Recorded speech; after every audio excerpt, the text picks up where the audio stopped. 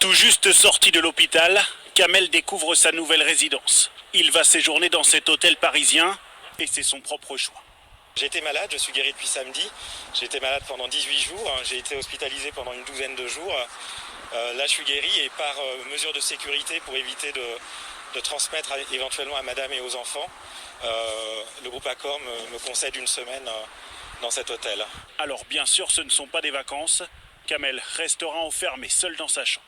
Côtoyer personne, évidemment, dans la mesure du possible. Des plateaux repas sont déposés devant la porte. À moi de le redéposer après usage. Et puis de prendre soin de ma chambre. Voilà, tout simplement. Les chambres facturées à prix coûtant sont entièrement à la charge des encadrants. Dans le cas de Kamel, c'est la PHP qui s'en occupe. Elle a d'ailleurs dû briefer les salariés de l'hôtel. Ce matin, on a eu la PHP venue avec 3 personnes qui ont expliqué exactement comment les choses allaient se passer, les gestes barrières, un certain nombre de choses, si vous voulez, pour les rassurer dans cette démarche. Au total, plus de 1000 hôtels en France devraient être réquisitionnés, comme c'est aussi le cas à Poitiers. Pour les résidents, le suivi des soins continue d'être assuré et des bénévoles se chargent d'apporter les repas et de changer les draps. Bien sûr, le suivi médical des personnes en quarantaine est assuré par le CHU.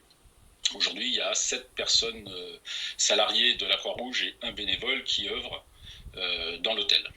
Et nous assurons simplement une maintenance technique. La France n'est pas le seul pays à mettre en place ces isolements volontaires. La Corée du Sud ou encore l'Espagne ont également choisi cette solution.